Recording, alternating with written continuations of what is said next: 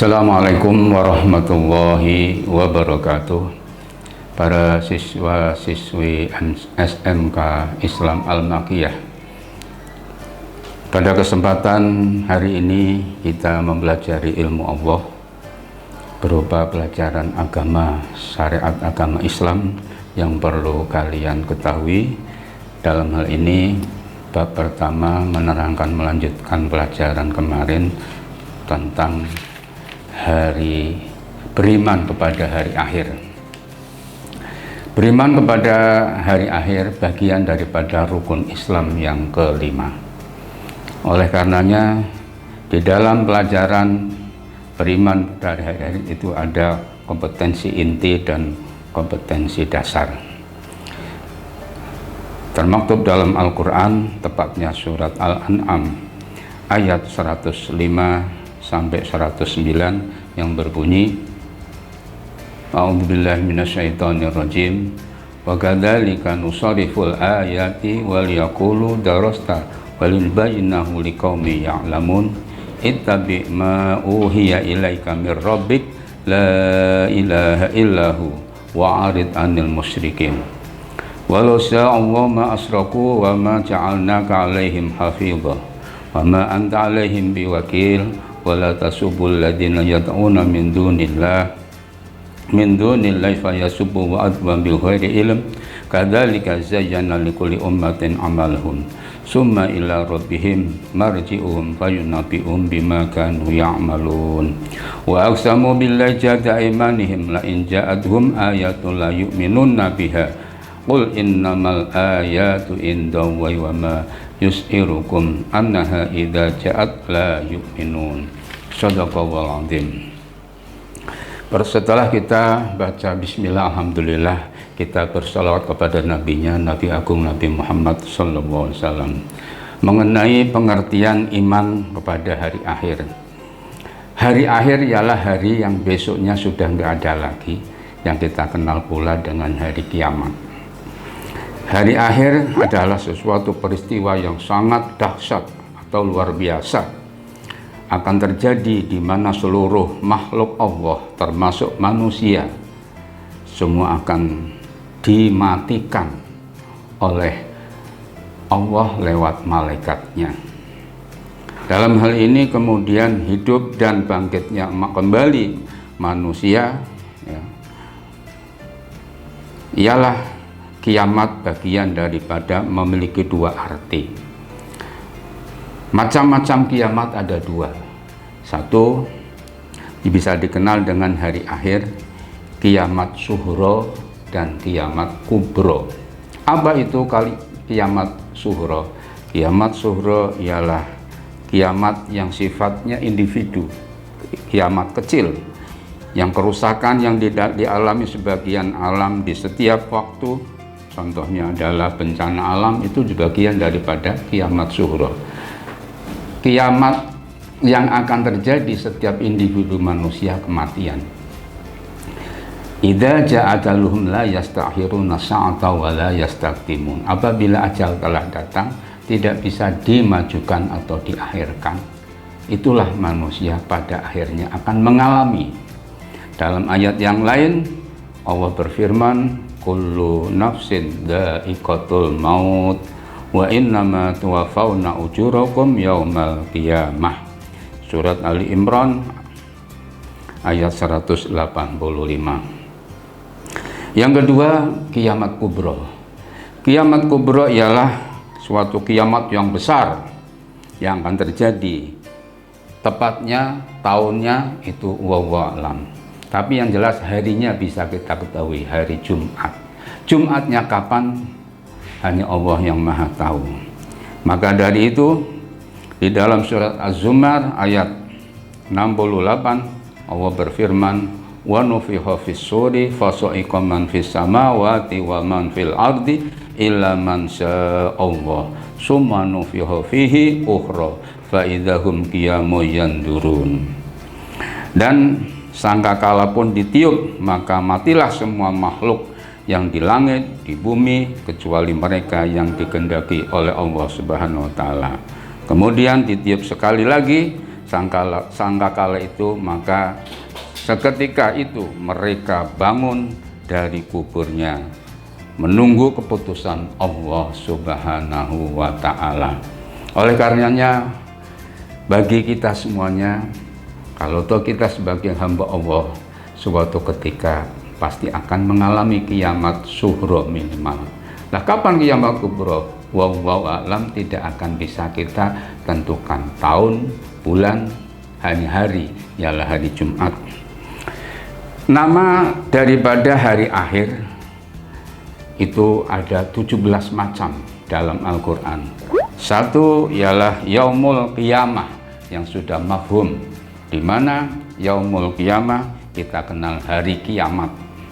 Yang kedua Yaumur Roji'ah. Apa itu Yaumur Roji'ah? Hari lindu besar, gempa yang sangat dahsyat. Gitu. Yang kedua. Yang ketiga ialah Yaumus Sa'iqah, yaitu hari keguncangan.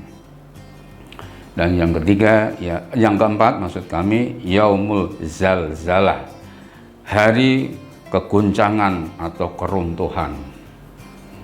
Yang kelima Yaumul Haqqah, hari kepastian. Yang keenam Yaumul Qari'ah, hari keributan. Yang ketujuh Yaumul Akhir, hari akhir. Yang kedelapan Yaumul Tamah, hari bencana agung. Yang kesembilan Yaumul Asir, hari yang sangat sulit. Kenapa sulit? Karena semua manusia mencari solusi tidak bisa ditemukan. Berarti itu kesulitan demi kesulitan. Yang ke-10 Yaumul La Raiba Fih, hari yang tidak ada lagi keraguan padanya. Yang ke-11 Yaumut Taghabun, hari terbukanya segala keguncangan. Yang ke-12 Yaumun Nasyar, hari kebangkitan. Yaumun Nusur maksud kami. Yang ke-13 Yaumut Tanad, hari panggilan. Yang ke-14 Yaumul Mizan, hari pertimbangan. Apa yang ditimbang? Amal baik maupun buruk. Kalau sudah pasti amal baik akan ditimbang kebaikannya, begitu pula amal buruk akan ditimbang keburukannya. Mana yang lebih berat, itulah yang akan menentukan orang itu termasuk manusia yang beruntung ataupun yang buntung, dalam arti akan menderita. Yang ke-15 Yaumul la tarzi'u nafsun an nafsin syai'an, hari itu tidak dapat seorang diberi ganjaran oleh yang lain sedikit pun. Yang ke-16 ialah Yaumul Jami', hari pengumpulan. Apapun yang pernah dilakukan di dunia akan dikumpulkan. Yaumul Fasl, hari pemisahan. Yaumul Waqi'ah, ya hari kejatuhan. 19 Yaumul Mahsyar, hari berkumpulnya manusia. Dikala itu satupun manusia tidak ada yang bisa menolong kecuali pertolongan dari Allah lewat Nabi kita Nabi Muhammad. Disitulah yang diharapkan oleh umat manusia, terutama umat Nabi Muhammad, mendapatkan syafaatul uzma. Itu Yaumul Mahsyar. Dan yang terakhir Yaumuddin, hari keputusan yang Allah tentukan. Anak-anak sekalian kelas 12 SMK Islam Al-Makiyah, dalam hal ini Yaumul Akhir itu mempunyai tanda-tanda. Semua manusia bahwasanya akan mengalami peristiwa demi peristiwa. Di antara tanda-tanda hari akhir itu ada tanda-tanda yang kecil, ada pula tanda-tanda yang besar. Tanda-tanda hari akhir yang kecil ialah satu, budak perempuan yang melahirkan majikannya. Apa itu budak perempuan melahirkan majikannya? Seorang pembantu dikerjain oleh majikannya, sehingga bukan karena lewat pernikahan yang resmi, dengan perbuatan yang serong, kita kenal dengan over. Nah, itulah nanti akan terjadi pembantu-pembantu hamil tidak ada bapaknya dari majikannya, bukan karena sah dinikahin, tapi perselingkuhan yang selalu terjadi. Yang kedua ialah amanah telah disia-siakan. Banyak orang di zaman akhir ini diberikan tugas, diberikan amanah, entah itu jabatan, entah itu apapun yang dia terima, ternyata mereka tidak amanah, tidak menggunakan sepenuhnya benar-benarnya, tapi diselewengkan. Itu bagian daripada tanda-tanda kiamat kecil atau hari akhir. Yang ketiga, hilangnya ilmu.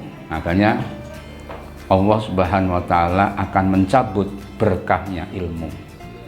Jadi kelak nanti ilmu ada yang dicabut duluan. Apa itu? Ilmu mawaris.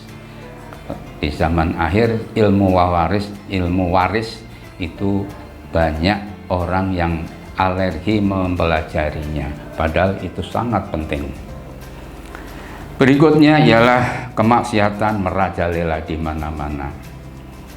Seolah-olah kemaksiatan itu dianggap wajar, padahal itu suatu momok yang sangat membahayakan bagi kita. Itu bagian daripada tanda-tanda hari akhir. Dan berikutnya khomer, merajalela. Apa itu khomer? Miras, minuman keras. Anak-anak sekarang, anak-anak muda, bukan lagi khomer yang diminum, sudah lebih jauh. Apa itu? Oplosan. Oplosan itu suatu orang yang bunuh diri dengan, bisa juga dinamakan bunuh diri yang sangat frontal. Kenapa? Orang itu sudah jelas racun diminum, otomatis dia akan mengalami suatu peristiwa yang sangat mengerikan. Bukan lagi di dunianya saja sudah sangat membahayakan, apalagi kelak nanti di yaumul qiyamah. Berikutnya ialah tanda-tanda yang besar. Kalau tadi tanda-tanda yang kecil, tanda-tanda hari akhir ialah keluarnya Imam Mahdi. Apa itu Imam Mahdi? Seorang hamba Allah yang kata Nabi pernah beliau sabdakan, ialah kelak nanti ada seorang imam yang namanya sama dengan namaku, bapaknya pun sama seperti bapakku. Namanya Muhammad, bapaknya Abdullah. Itu pun dari anak cucuku. Jadi beliau itu nanti tatkala Imam Mahdi keluar di akhir zaman, namanya Muhammad, bapaknya Abdullah. Itu yang pernah disabdakan oleh Nabi. Itu tanda-tanda besar dari hari akhir atau hari kiamat. Yang kedua, keluarnya Dajjal atau si penipu besar.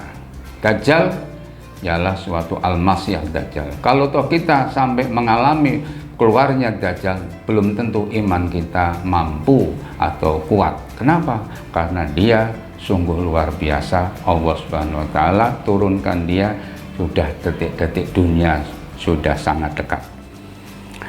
Yang ketiga, matahari terbit dari barat. Biasanya matahari keluar dari timur, cuma hari itu, hari Jumat, dia akan matahari terbit di barat. Berarti saat itu pintu tobat sudah tertutup. Pintu tobat ditutup hanya dua. Satu, nafas kita di tenggorokan atau naza atau sakaratul maut, itu pintu tobat Allah tutup. Yang kedua, apabila matahari biasanya terbit di ufuk timur, pindah di ufuk barat, yaitu tanda kiamat besar segera terjadi. Berikutnya, keluarnya binatang ajaib.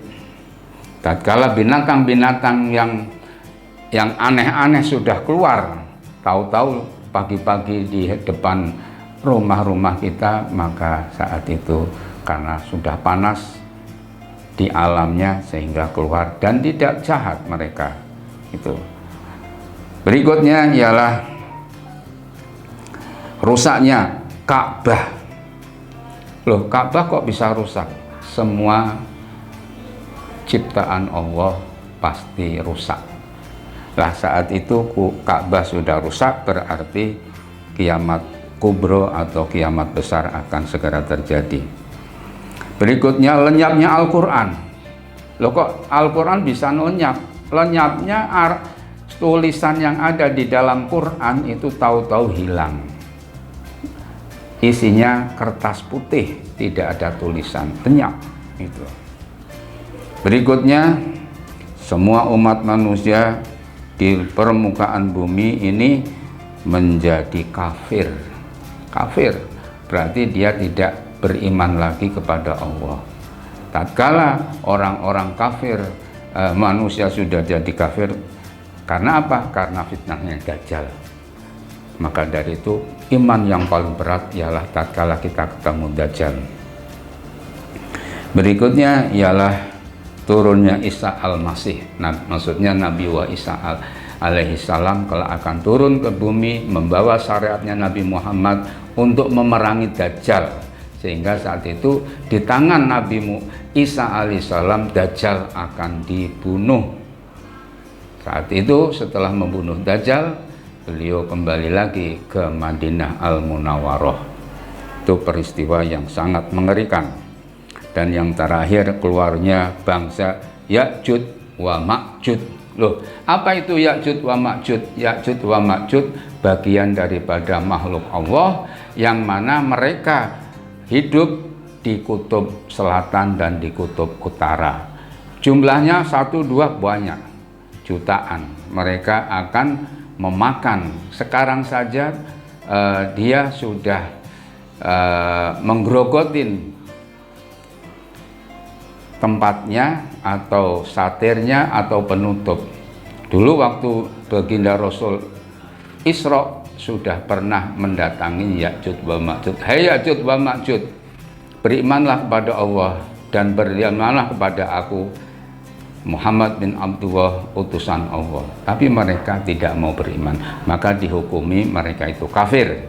Nah sejak itu dia karena sudah ditutup, dia menggerogoti dengan giginya. Saat Nabi Muhammad datang ke situ sudah berlubang seperti gerigi telunjuk sama jempol dibuletin.